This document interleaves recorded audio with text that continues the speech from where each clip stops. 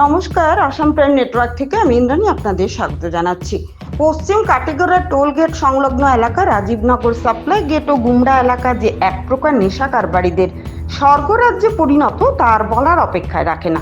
সবকিছু দেখেও না দেখার ভান করে কুম্ভকর্ণের নিদ্রায় রয়েছেন এলাকার আবগারি বিভাগ। আজ ভিতর গুমরা চা বাগান এলাকার শতাধিক পুরুষ ও মহিলা গুমরা পুলিশ থানার দ্বারস্থ হন। তাদের অভিযোগ, গুমরা বৃহত্তর চা বাগানের কিছু সংখ্যক লোককে বাগান এলাকায় দেশি মদের ব্যবসা কারখানায় পরিণত করেছেন। এতে বাগান শ্রমিকরা কাজ শেষে দেশি মদ পান করে ঘরে এসে তাদের স্ত্রীদের সঙ্গে নিত্যদিন মারপিট করে থাকেন। অনেক মহিলা তাদের নেশাগ্রস্ত স্বামীর অত্যাচারে ঘর ছাড়াও হন। গ্রামের পুরুষ ও মহিলারা প্রায় কয়েকবার এই নেশার বিরুদ্ধে আবগারি বিভাগের আধিকারিককে নালিশ জানালেও তার কোনো উত্তর পাননি বলে এলাকাবাসীর অভিযোগ। রবিবার এলাকার হয়ে প্রায় শতাধিক পুরুষ ও মহিলা মিলে গুমরা পুলিশ থানায় উল্লেখিত একটি অভিযোগ দায়ের করেন এবং গুমরা পুলিশের তরফ থেকে আশ্বাস দেওয়া হয় বিহিত ব্যবস্থা গ্রহণ করার জন্য।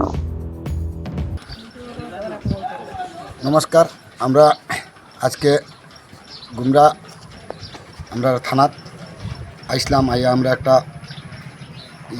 এফআইআর দর্জ দিছি। আমরা গ্রামের কারণে গ্রামবাসী আইসলাম, আমরা আইয়া দর্জ দিছি। এটা দিয়া যায়ার মানে আমরা ইমিডিয়েটলি মানে আমরা গ্রামের যে অসুবিধাটা, এই যে চুলাই মোড়টা যেটা, এটার লাগি আমরা আইসলাম বন্ধ করার লাগি। বন্ধ হয়েছে, সারেরা আমরা দিয়া গেছি।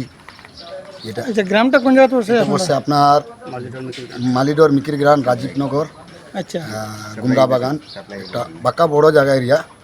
আর আমরা বাচ্চা সাচ্চা নষ্ট হয়ে যায়, এটার লাগে আমরা বহুত দিন থেকে প্রতিবাদ করি, আর কিন্তু এটা বন্ধ হয় না। আজকে যাতে আমরা প্রশাসনের কাছে আমরা সারাতে আইসি, আইয়া আমরা নতুন করিয়া একটা দিয়া গেলাম দেখি আমরা দানের উপরে ওইটাই বিনতি করিয়া। যারা সোলাই মদ বানায় তারার উপরে কিন্তু আপনারা এফআইআর করছেন? হয়, তারা কাছে মানে এফআইআর কিতা তারা বন্ধ হইতো, আমরা কমপ্লেন করছি।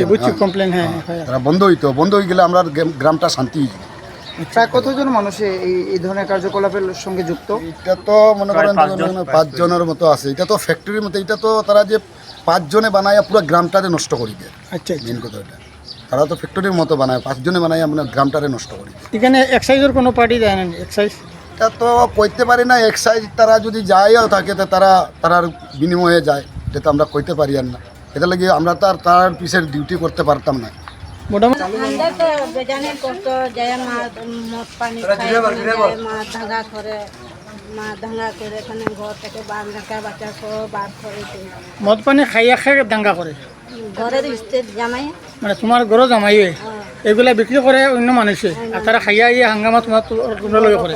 দাঙ্গা করে। আচ্ছা, এখন কিতা স্যার দাঙ্গা করবো, ঘর কাটি বার করে দিব। আমি আর 3-4 দিন থাকি, আমি পড়ার বাড়িতেও আসি।